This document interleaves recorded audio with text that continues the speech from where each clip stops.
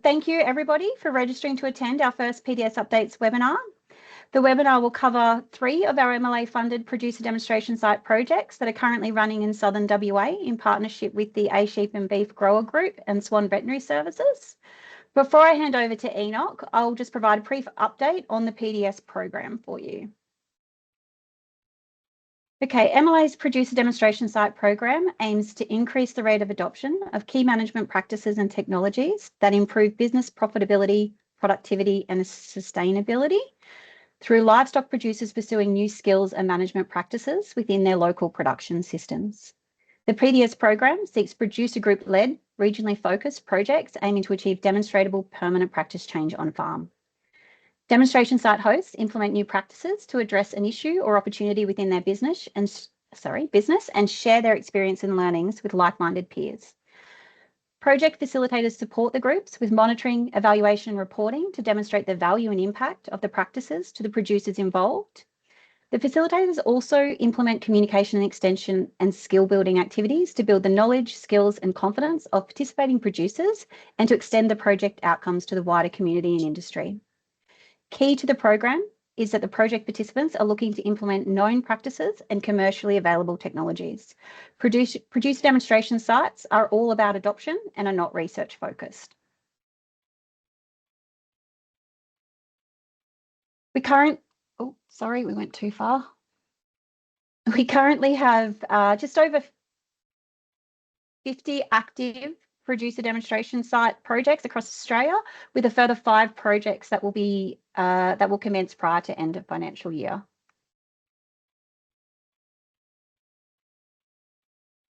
MLA will soon call for preliminary applications for new PDS projects related to improving sheep and beef cattle enterprise profitability and productivity that are able to commence in late 25 and early 2026.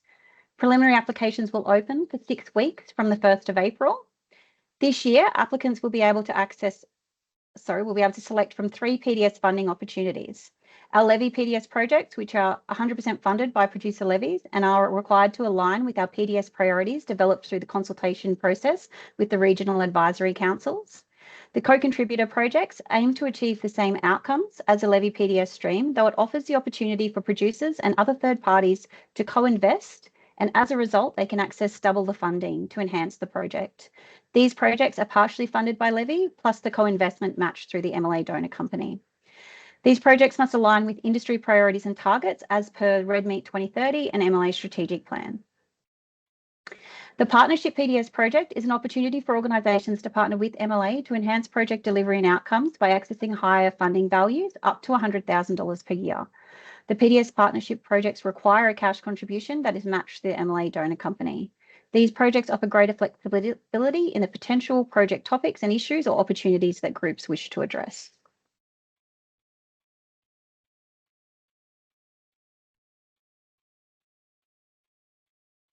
As mentioned, our preliminary applications will open on the 1st of April and will close on Monday, the 12th of May. All preliminary applications will be notified of acceptance or otherwise by the 27th of June, with successful preliminary applicants being invited to submit a full application by the 25th of July.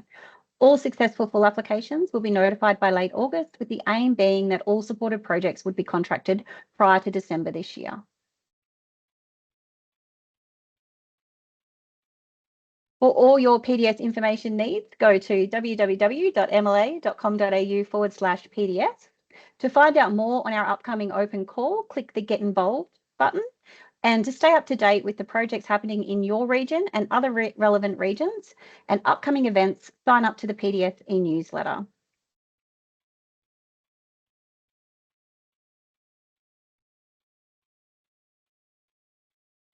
So all questions from the webinar today will be collated and held until question time at the end. So please add your questions into the chat function as we go. If possible, identify who your question is for. If we do not have time to get through all questions, a Q&A document will be developed and distributed to all participants following the webinar. So I'll now hand over to Enoch of Swan Veterinary Services and our host producers to run through an update on the BVDV bull breakdown and weaning PDS projects currently underway with the ASHEEP and Beef group. Thanks, Alana. Can everybody hear me?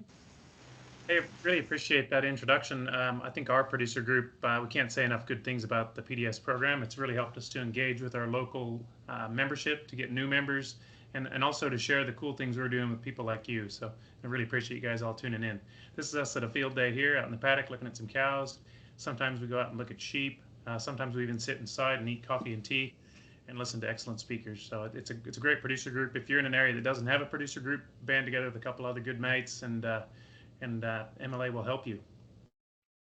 This is us as well, Swans Veterinary Services, where we're located down in the corner of WA.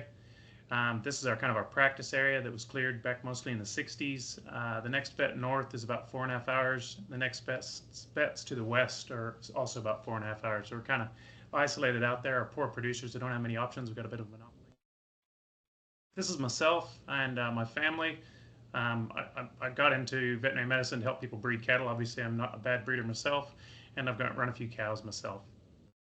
Our first PDS I want to tell you about is one that's near and dear to my heart. It's on utilizing heifer pre-mating serology to manage BVD, and it's all about just helping producers to know their BVD or pestivirus status so that they can make what I consider the best management decision financially, or what we consider a value proposition, whether you're going to vaccinate or whether you're going to try to find PIs. So if a group of animals are highly immune, there's not much sense in vaccinating them, but there could be a carrier in there going to find that animal.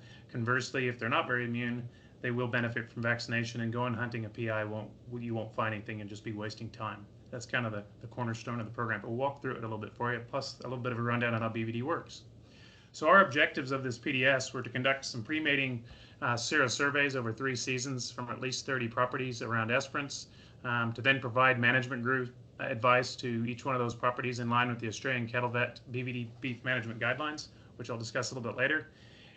Then describe those serological findings and make note of the appetite for intervention. So did producers enact the advice that was given? And then measure the pregnancy data and calving data where we could get it from producers, and then just crunch all that information and see what we can see. We're hoping that we can demonstrate that the value of knowing the status of an individual production site's heifer pre-mating BVD immune status is going to improve the potential profitability of a property by managing risk. So our goal, and my goal around Australia when I speak about BVD, is to help producers to define the risk of their individual production system heifers prior to joining.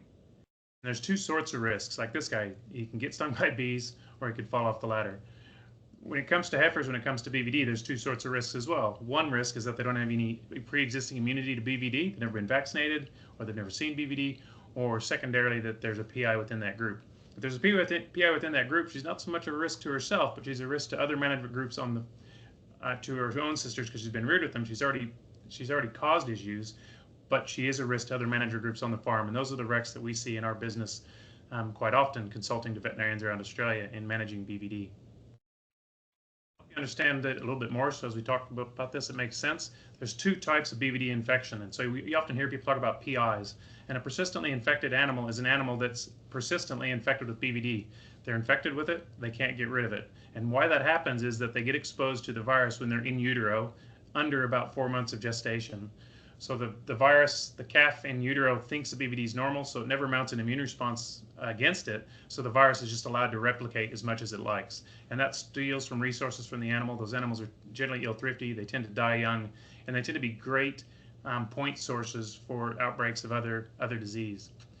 The other type of infection is acute or transient infection. That's like normal infection. So when these PIs who are very unwell, when they are out there in the wild wandering around, they transmit the virus quite effectively because it's not being controlled by them. The amount of viral load in all their secretions is quite high, and so when they meet a normal animal, that animal will then become sick with BVD, and it won't become a PI.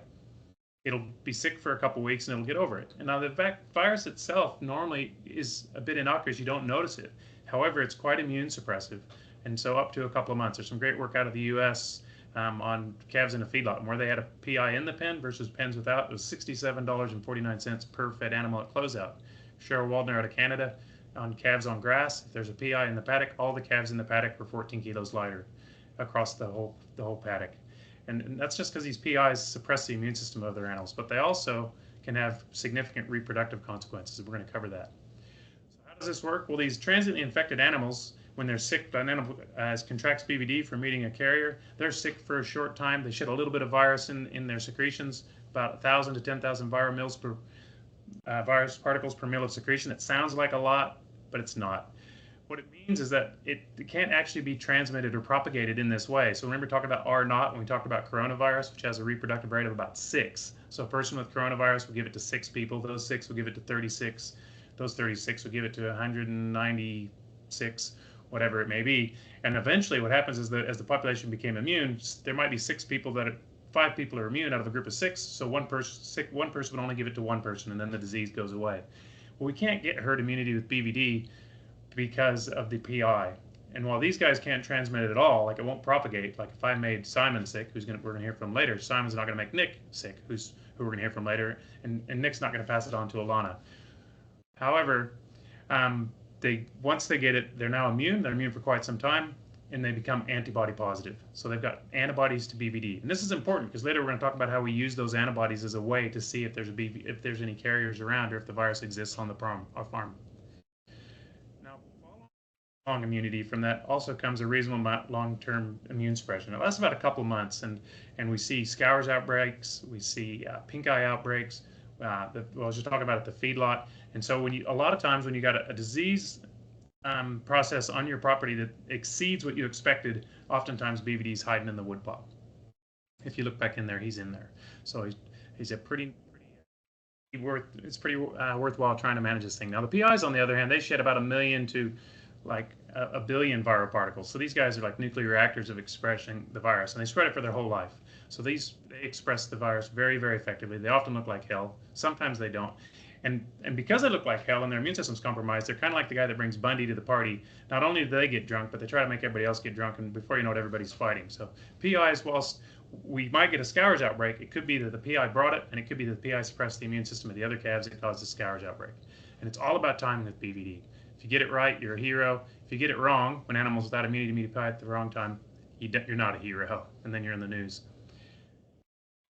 Talking about that timing of exposure, this is pretty cool how this disease works, and it's evolved after millions of years of living with cattle. If you get exposed in the first couple months prior to joining, it can affect the ovaries, and it can reduce the production of a good oocyte and reduce conception rates.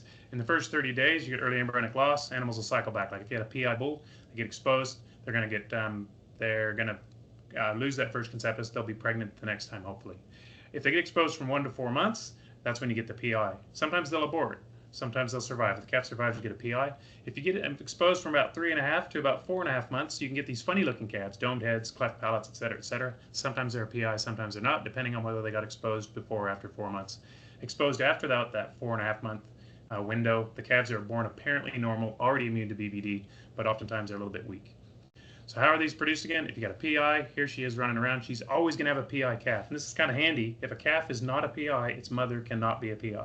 The only way to get a live, healthy calf out of a PI cow is to flush her with embryo transfer, really clean those embryos, and then put them into another cow.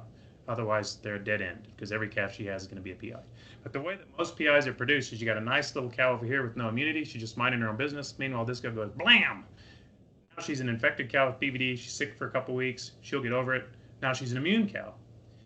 Her immune system might be compromised.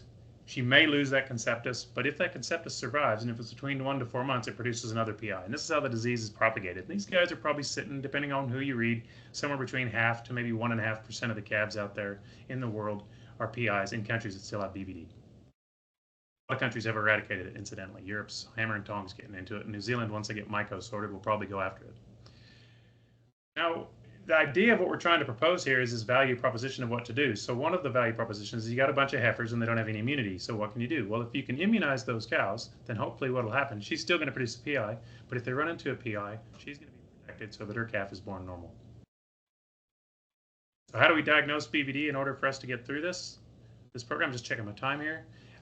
There's 2 sorts of tests that we use for most diseases. There's an antigen test, which is looking for the bad guy, and then there's an antibody test. Now, because PIs have so much virus in them, they're incredibly sensitive tests that are just unbelievably good at saying this is a PI, this is not a PI. And so that's the antigen testing. The antibody testing is, have you ever met a PI? And this works pretty well. So the first question is, are you a PI? And that's the antigen test, the ear notch. And So it's kind of like, where's Wally? Are you Wally? And you have to go around and ask every single one of those guys, are you Wally? Are you Wally? It's a bit slow, isn't it? Eventually, this guy goes, hey, I'm Wally. You got it right. So that's the antigen test. Very sensitive, 100% sensitive, meaning never misses a PI when tested, at least in the lid. But you have to ask everybody. Now, the antibody testing, on the other hand, the way one should think about that is saying, hey, have you ever met a PI? So this is quite handy, right? So that's the blood antibody test. And so you can come into a population like this and say, have you ever met Wally? And all these guys are like, yeah, I've seen that crazy bugger with the black glasses and the striped shirt. I have to ask everyone. We could just ask, like what we'll show you here is you only need to test about 5% or a minimum of 6 animals out of a group of heifers that have been living together for a reasonable amount of time. And essentially you're going to ask them, hey, have any of you ever met a PI? And if the answer is yes, then it's worthwhile looking for that animal, and it's probably not worthwhile vaccinating. Conversely, if they all say, I've never met a PI, then you're pretty confident there's no PI there. You're not going to waste time ear notching. You're going to go to vaccination. And if you do this consistently, each new group of heifers in your production system is going to be relatively immune and PI free, and you'll push BVD slowly out of the system. You'll definitely push it out of your adult population. And we've successfully done that with producers around Australia, and that's what we're trying to demonstrate here in Esperance. So where did our advice come from? Well, the BVD guidelines. Got about another 3 minutes here, better promoter.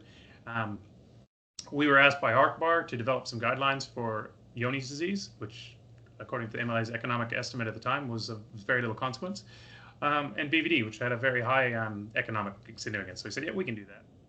The updated statistics on endemic disease, and Johne's is still down there at the bottom. Here's what we knew when we put together the guidelines. We know that PI animals are responsible for all transmission of BVD. You get rid of PIs, you get rid of the disease. Most of Europe has gotten rid of it just by getting rid of the PIs. Get rid of them, disease goes away. It's that simple. But it's not that simple, is it? Because you got to ear notch everybody. I like to try to give people that value proposition. Let's do where the money is, where we're going to get the best return for investment. We know that PIs typically live shortened lives. They're going to die. Eventually. Sometimes they might live to 4, 5, 6 years. A girl that won the ECHA one year was a PI. She lived till 12. So PIs can look good. Animals of reproductive age without immunity to BVD are likely to suffer significant production losses when they meet a PI. So if they make it all the way to joining and they don't have immunity, they're going to probably have some significant reproductive losses in their future should they meet a PI. So we're going to try to prevent that and give them some protection with immunity. We know that animals in contact with PIs typically become infected and mount relatively long-lasting immunity. And we know that heifers with evidence to immunity prior to joining will benefit from ear notch testing. I mean, if they don't have immunity, we know they're going to benefit from ear notching. And we know that heifers with no immunity are going to benefit from vaccination. Therefore, if we ensure that every new group of replacement heifers is both immune and PI free, then those replacement heifers are not going to be a risk to other management groups, other production systems should they move around. The replacement heifers will be less likely to produce PI calves themselves, of course, and over time the entire population will become PI free and immune. And that's essentially the cornerstone of what we're trying to do. And we've been banging around about it here in Esperance for a while. When I first did the survey work here, it was about 75% of the farms had evidence of exposure. And I'm going to show you what our PDS has shown us over the last few years, and it was pretty surprising. So BVD control really comes about screening the existing management groups, identifying the groups that can benefit from vaccination, then annually screening those heifers. This is the key, annually screen those heifers. Check them every year. Wait till they're at least 8 months old. Let them be together for a couple of months. A blood test of 5% of them, very low cost, distributed over the population of heifers. Are they immune? If so, ear notch. Are they not immune? Let's vaccinate. And then every new heifer will be born, will go forward immune and PI free. That incidentally is a PI cow with her 4th or 3rd PI calf at foot.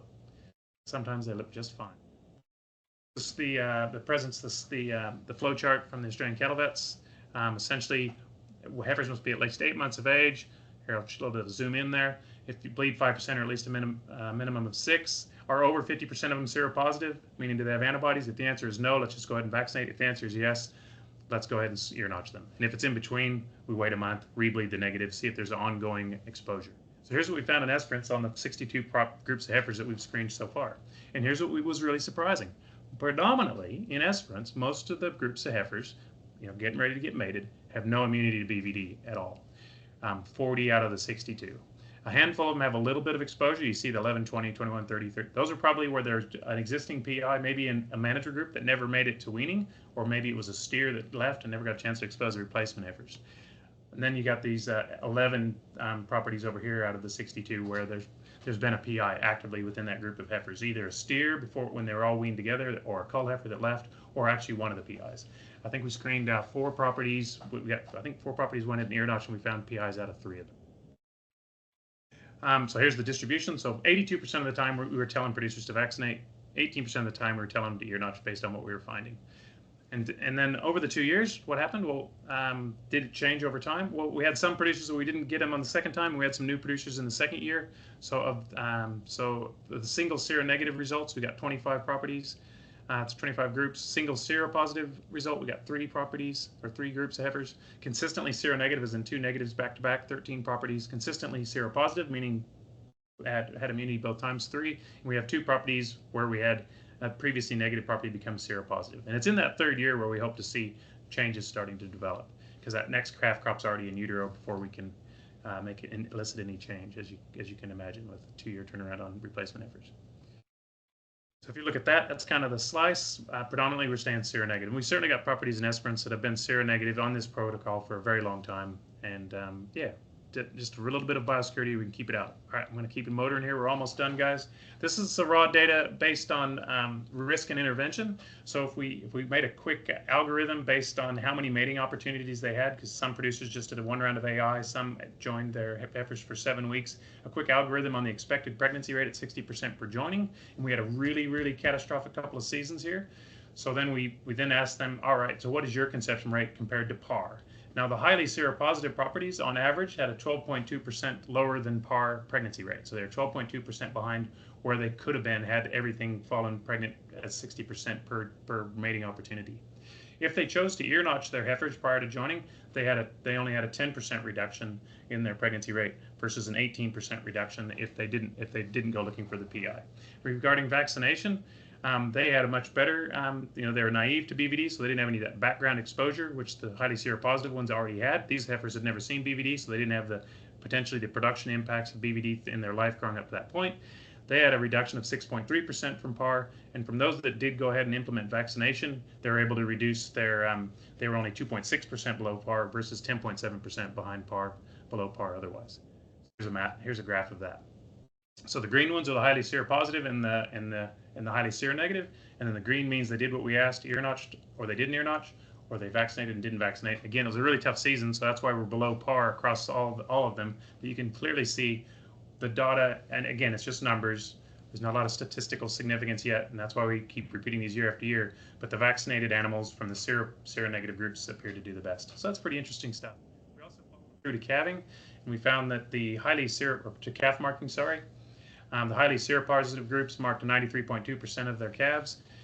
Those that were advised to vaccinate, so the seronegative groups, marked 94.2%. Those that ear notched and the highly seropositive marked 96% versus 88% from those that didn't go looking for the PI and potentially left a PI in. And within the vaccination group, the vaccinated and the vaccinateds are pretty much the same, 94 and 94.5. The raw data for that. And that is a good place to pull up and speak to my friend Ryan Willing, who's going to tell us about what he's learned out of this. Todd Quinlivan, our lead producer on this one, couldn't participate, but Ryan Willing's our leader of our cattle subcommittee and also on the executive of ASHEEP, and is a very keen young producer. And he's going to tell us about the PDS program and some of the things he's learned, because we couldn't, because Todd's busy. Yep, thanks, Enoch. Thanks everyone for joining. I guess from my point of view, this PDS is a classic example of a well-known strategy and well-known practice that wasn't being implemented. We started this PDS, learnt a lot about BVD, and implemented everything that Enoch just talked about. So we didn't know our BVD status on our property. 15 years ago, we definitely had it, but it kind of disappeared. We didn't worry about it too much, but thought, oh, we better see what the status is now. And turns out we were antibody negative, which was a good thing. We didn't have any PIs kicking around, but it did mean we were wide open to a train wreck of a PI coming from somewhere, whether it be neighbours or whatever, and knocking out a heap of calves. So we decided to vaccinate, and we'll continue to screen our heifers every year and to vaccinate them, and make sure we don't have any PIs pop up. Yeah, it's I guess it's one of those diseases that is kind of known about for a long time, but the true damage is quite huge, but no one seemed to be too stressed about it, and it's quite a simple way of yeah, of protecting yourself. I think I view it as an insurance policy, just to pull the bloods, do a bit of vaccinating, yeah, pull out some PIs if you have any, and definitely well worth doing. Yeah. Thanks, Brian. What did you think of the PDS process? I know we did you also participated in the integrating fixed time AI project, and you're currently working on the carbon project, carbon benchmarking PDS. Do you have any comments about the PDS program? PDS program, I guess,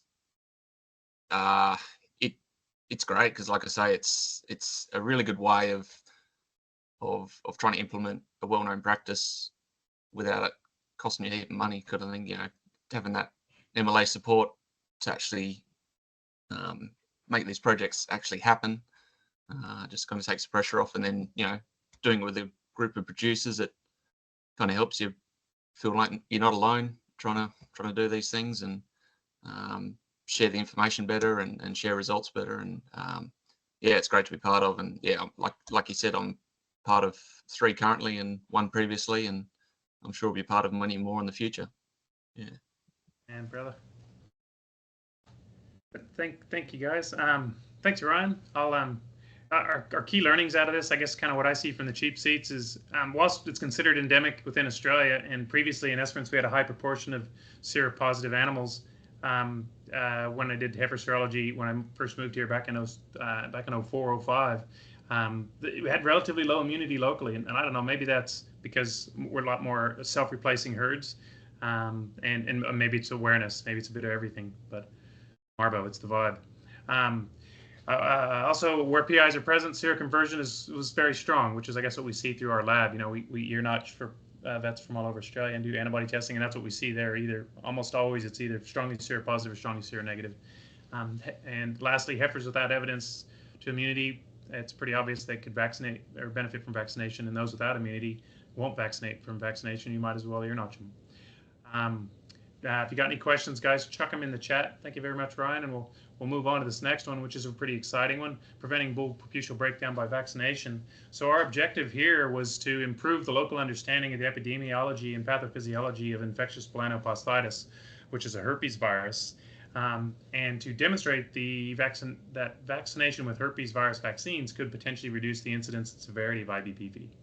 And then lastly, if nothing else, just get people talking about it, so when people see it, they get in there and intervene quickly, and then hopefully they can get a better outcome for those animals if they can get treated in a timely fashion.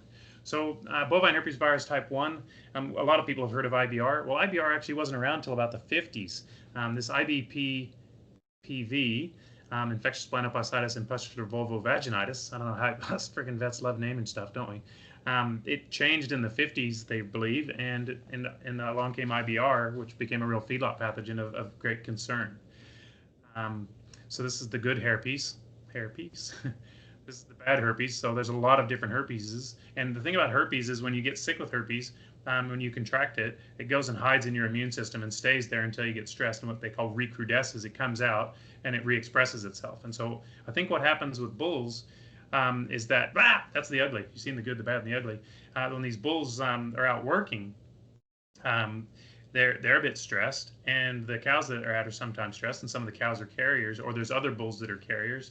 And some of the cows, which have never seen it before, with their first infection is the most severe, they'll get a vulvovaginitis, and then along comes the bull, and then he gets these little, this is IBR, by the way, he gets these little pustules on his penis and on his prepuce, as you can see in that photo on the left.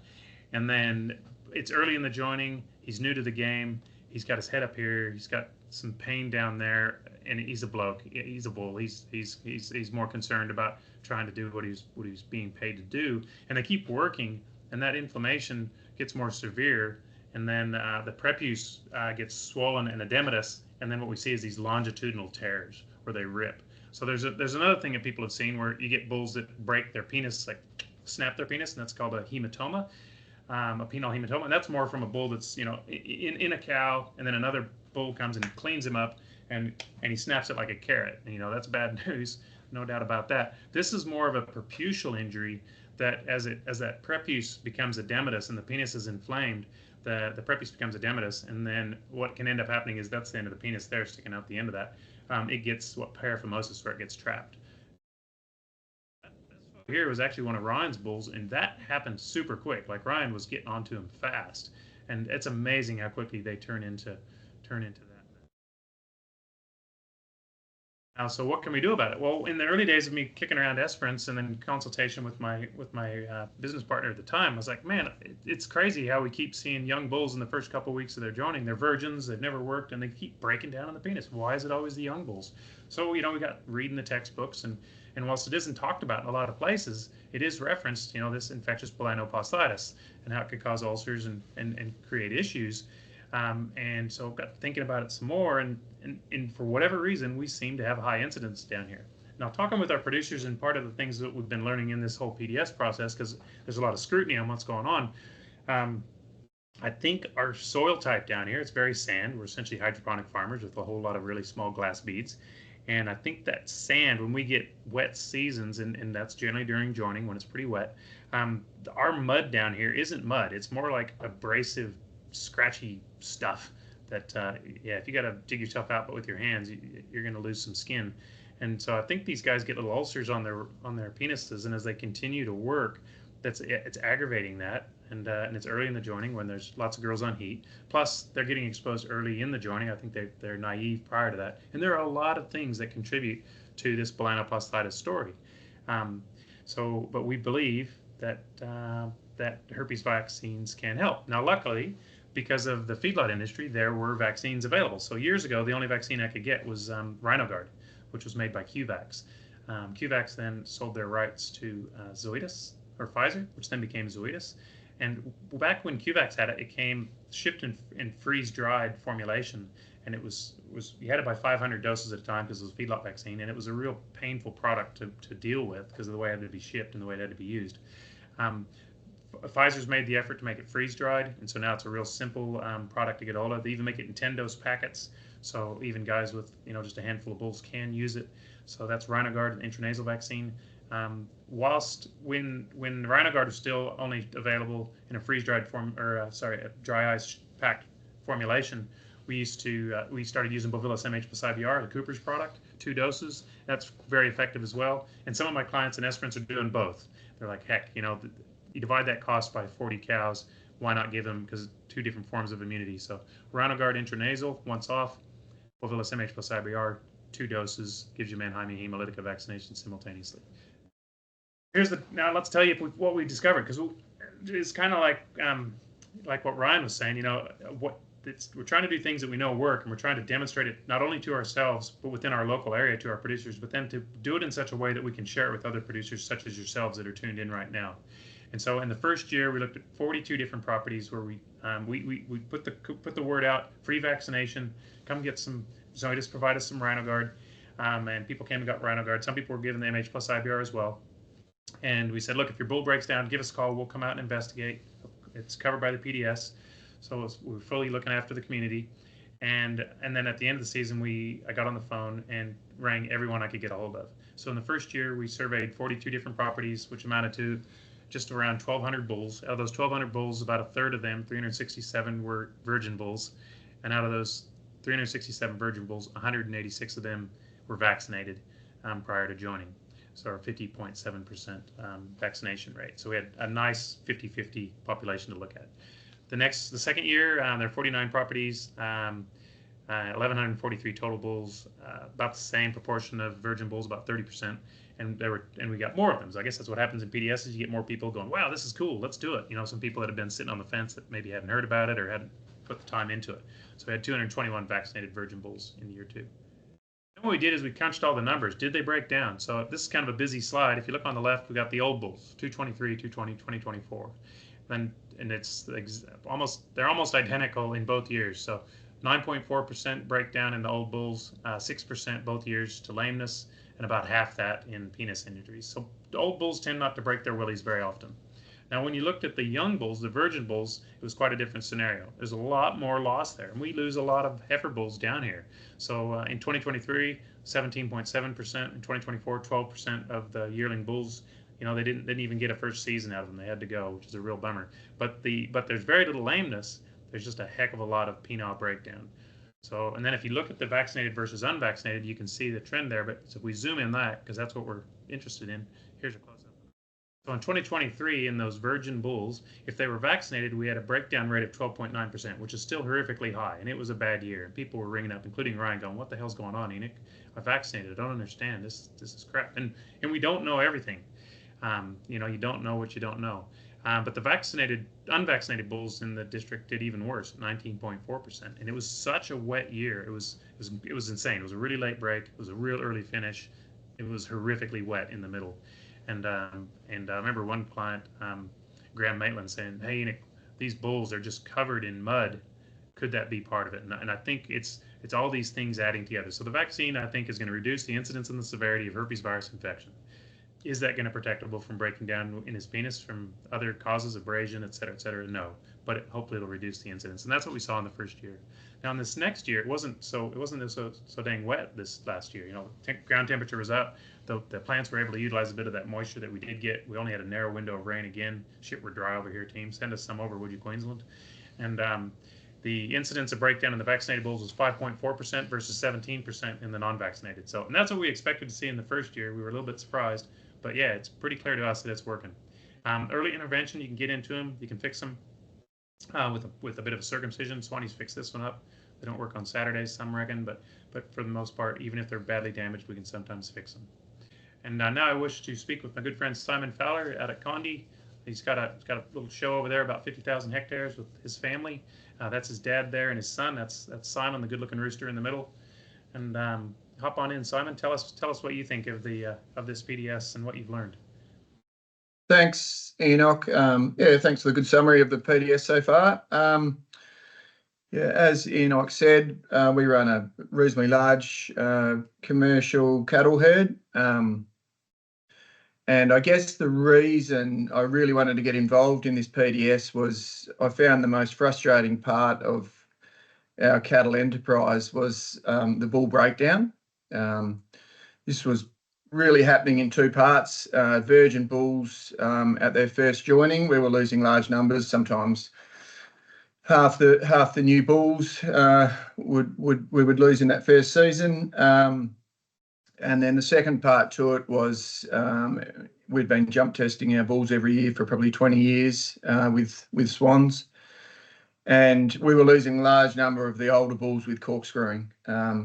So, you know, both of those were coming at, you know, large, significant financial cost, as well as, you know, some really poor conception rates in the cattle and all the rest of it. So Enoch had the theory about the bull breakdown and the herpes virus, you know, and it started as a theory, but we trusted him, and we've been vaccinating for over 10 years now with both the different vaccines. And, you know, now after 10 years of vaccination, we can really see the benefits. We would lose, well, in 2024, we lost one virgin bull out of 16. And then at jump testing, we were probably down to maybe 3 or 4 corkscrewing bulls out of 70, 75 older bulls. So, you know, we've seen some really good results from the program.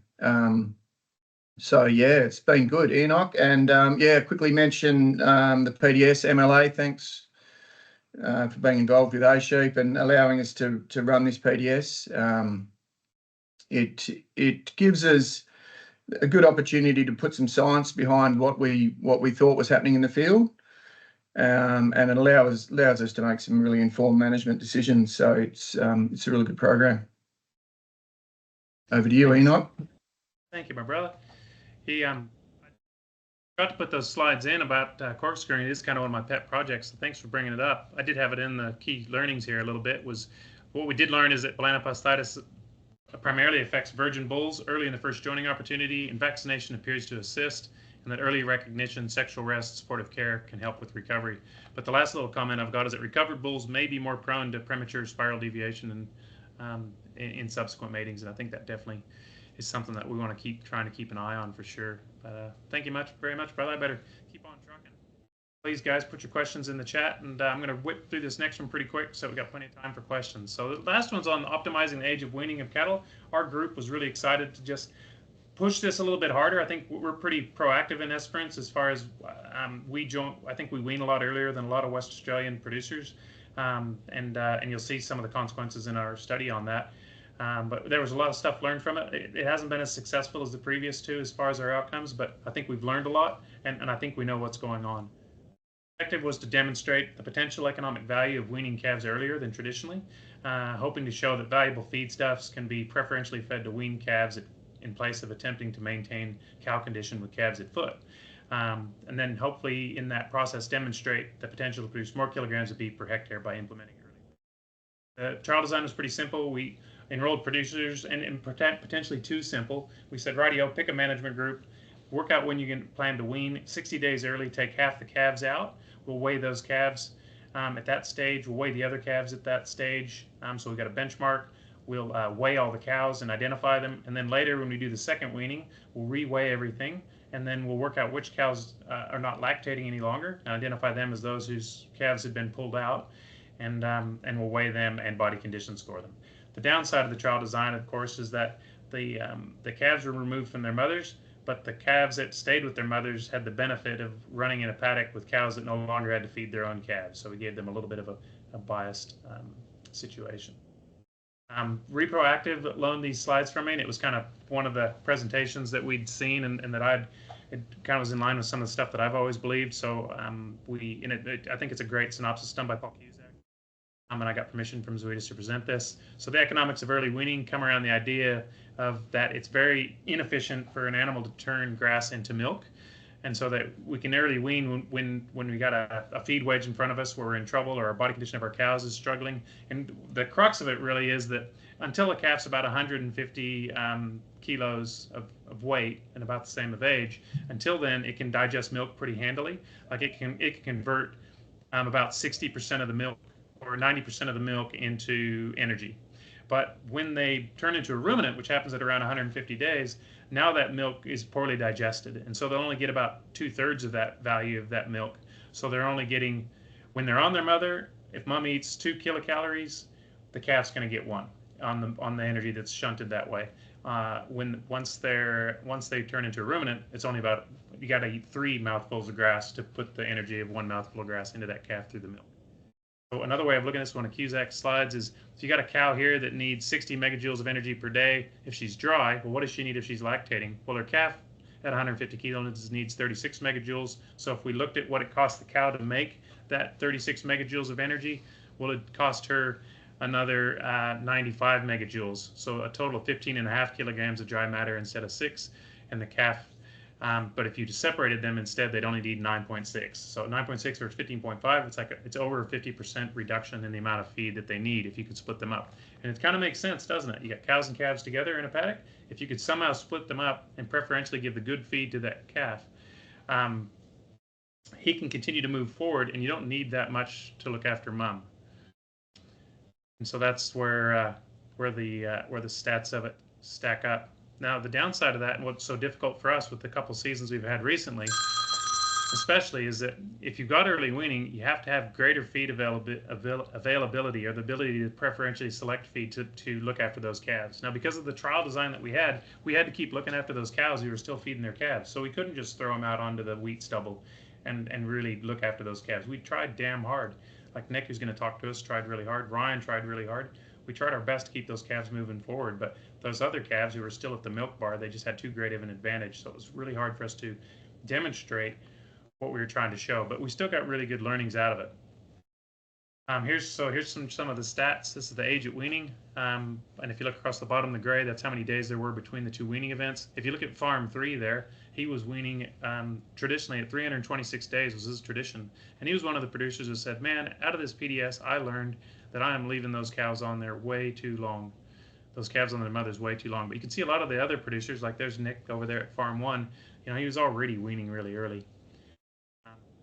You looked at the kilograms at weaning, so the ones weaned early versus the ones weaned late. So there's 50 days to 30 days in between on those. You can see there's the weight differences in the yellow. So the day differences in the gray and the weight differences in the yellow.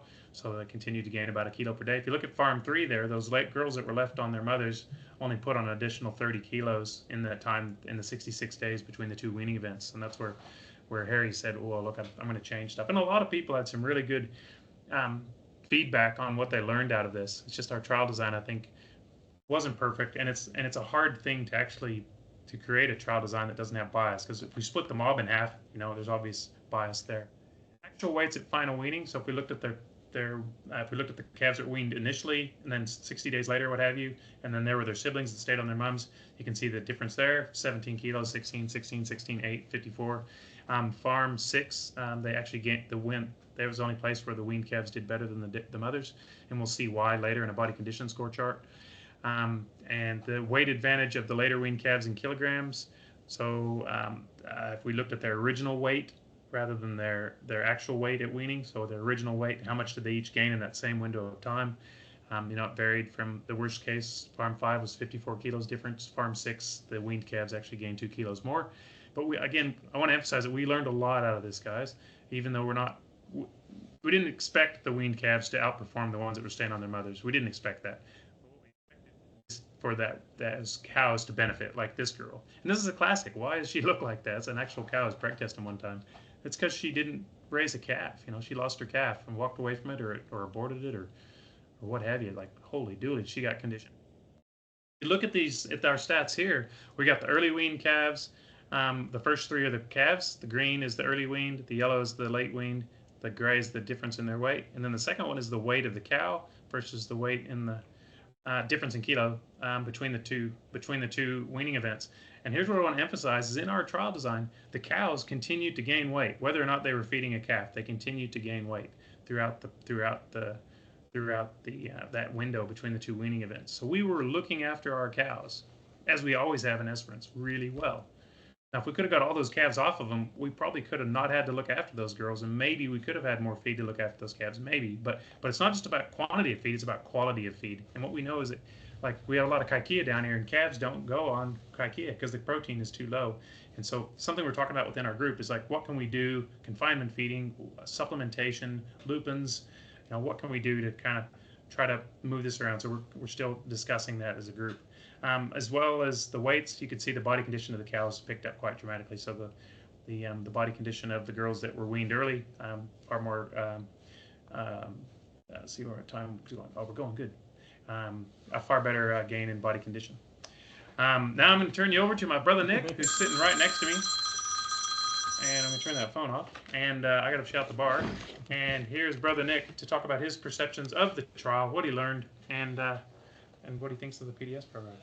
Yeah, thanks, Enoch. Again, this was a really interesting project because what we started out thinking we were going to learn, we didn't, and we learned a whole heap else of other things. And I think, as Scott said in the introduction, the PDS system isn't all about science. It's more about learnings and communicating those learnings through the group. So, as Enoch said, we were pretty early weaners anyway, and a couple of tough seasons and hitting the feed point just really at the wrong time. So tight spring, all our grass senescing off, and trying to put calves onto feed that's protein's falling in. So I think that was one of the big things we learned, was that quantity doesn't always make quality.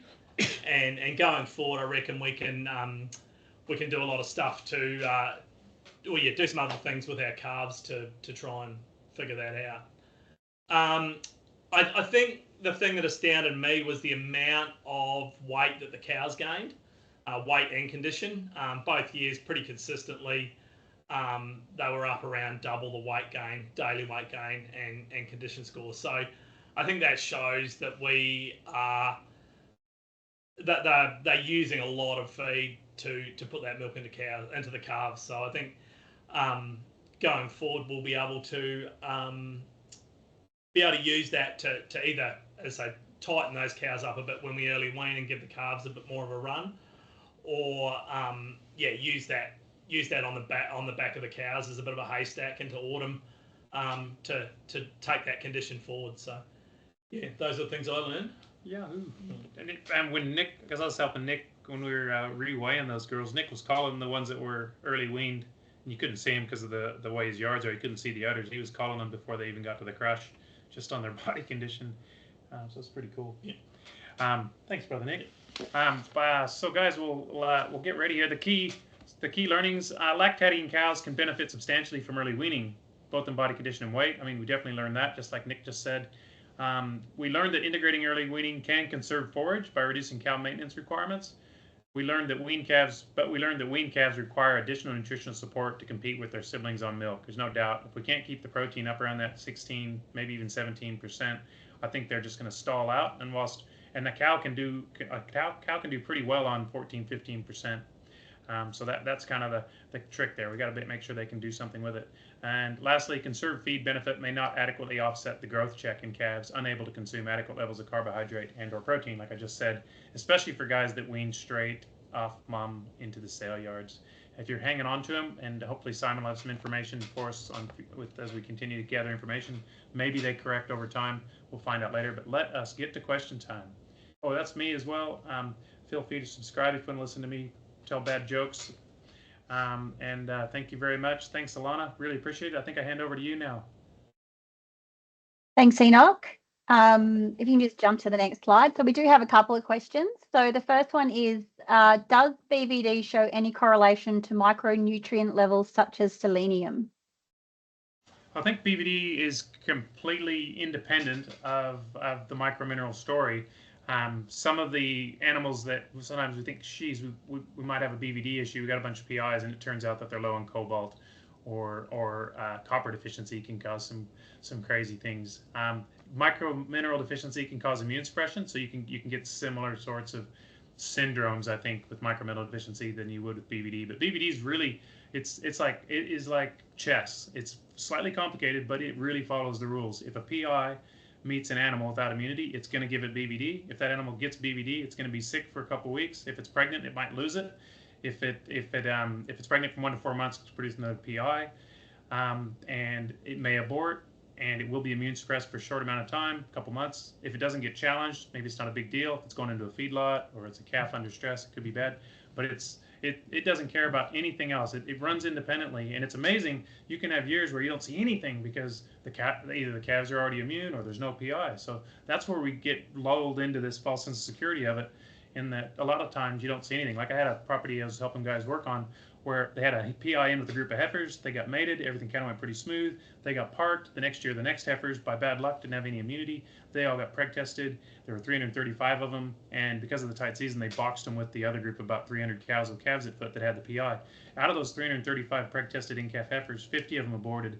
50 of the calves that survived were dead by weaning. And out of the 240 calves left alive, 120 of them were PIs. That's the worst case scenario. And it occasionally does happen. Even in Esperance, we've had some outbreaks like that. But my worst outbreak was 65% PIs out of a group of replacement heifers from a dairy. Sorry, I'm chewing up time for the questions. No, that's fine. Thanks, Enoch. So another question that's come through is there a risk vaccinating pregnant cows with Pestigard? Pestigard's a killed product, so it's very safe. Some of the products in the US are mod live, and you can't use them in pregnant animals, but they've tested Pestigard in pregnant cows. It's safe. It requires 2 doses. And sometimes if I'm talking to a producer, I'm like, oh God, I need to vaccinate. I'll have to wait. I've gotten rid of my PIs, and I'll have to wait to vaccinate until I'll wait to join until after I vaccinate. I say, well, don't screw up your production system. If you've got like low immunity, there's no PI in that group. Make sure the bull that you're using isn't a PI. Just get a dose of vaccine into him at your earliest opportunity, and then give him another one. Maybe say, a calf marking or whenever it fits in. Don't delay your joining, because I think that's where BVD actually creates. There's some stuff out of New Zealand. Sorry, I'm rambling a bit, but they looked at properties with and without BVD, Neospora, and Lepto, and they found that properties with Lepto, because they surveyed their production data, had no difference. Lepto's a bad disease, and it causes people to get unwell, so it's worth vaccinating for, absolutely. Neospora, that was about 2%, and BVD was about 5%. But when you looked at the properties, a lot of them had normal pregnancy rates in those years, but then there were a couple with really catastrophic outcomes, and that's where the wreck had happened. And so instead of saying, am I one of the lucky farms, and those are the unlucky farms, it's the same farm over those number of years. And so it always kind of comes back and bites you in the ass, and then everything gets good because now there's lots of immunity, and everything kind of seems to settle down. And then what happens is you get seronegative groups when there's still PIs around. And if you can get the PIs off your place, you can generally keep it out. Thanks, Enoch. Yeah. Another one. There are anecdotal reports of significant breed differences in young bull breakdown. Could some of this be due to immune response to IBR? I also think there's a little bit difference in the tightness of the prepuce itself. So I suspect that could be an issue. There is some amazing stuff on immunity that's coming out as we begin to learn more. Like Tamania, with a friend of mine, did some cool stuff on the heritability of worm resistance. There's so much stuff that we don't know, and that it absolutely could be that there are some breed differences. Herefords are often tarred with the reputation of having a higher incidence of BRD in the feedlot, and they do have higher incidence of BRD in the feedlot. It's roughly twice that of an Angus. Are there other reasons? We don't know, but there definitely appears to be, as we learn more about the animals that we love and live and raise for the benefit of mankind, there are a lot of things going on within those genetics as far as immunity. So it is possible for sure, but I think that tight prepuce could be part of it. Okay, last one. Which of the diseases related to higher incidence of corkscrew in older bulls, and what is the best practice to reduce this? Well, we have it's a hobby horse that we think that what's happening is so. Going back to corkscrewing, it's premature spiral deviation of the penis, and the penis has what they call a dorsal apical ligament. So it's like a tight band of tissue across the top of the penis that keeps the penis from running away. Hey, get back here! And as the bull achieves full erection and intromission, when he clicks his heels, what we think happens is quite often there's a quick corkscrew inside the vagina of the cow, and maybe that's designed to spray the product onto the cervix. If you're looking at cows in the paddock, always look from the right-hand side, because they always corkscrew to the right, and it shoots off to the right. If you're semen testing bulls, always work on the left side of the crush, or you'll wear it on the right-hand side. So it's damage to those penises. So I think the average Angus bull according to Phil Holmes, goes 2.7 years. I think he was saying Herefords last about 6 years, but the genetic turnover is pretty quick. So I think if you want to reduce the amount of corkscrewing you got in your herd, I do believe that vaccinating with either Rhinogard or Bovillus MH plus IBR could help. But also, I think turning over your older bulls as their genetics become less beneficial to your breeding program is another strategy. So I know we're worried about bull wastage, but I think a 6 or 7 year old bull, if you look at the bulls that were raised in Angus society, just picking on them 6 or 7 years ago, they were great bulls, but you wouldn't want to use them anymore. And so it's really just it's an age thing, and it's just from wear and tear of doing the job, other than potentially the bovine herpes virus angle, in my opinion. Thank you, Enoch. So that's all the questions. So thank you to everyone for attending this evening, and a great big thank you to our host producers, Nick, Simon and Ryan, the broader ASHEEP and Beef group, and as well Enoch and Swan Veterinary Services for their work they're doing on these projects.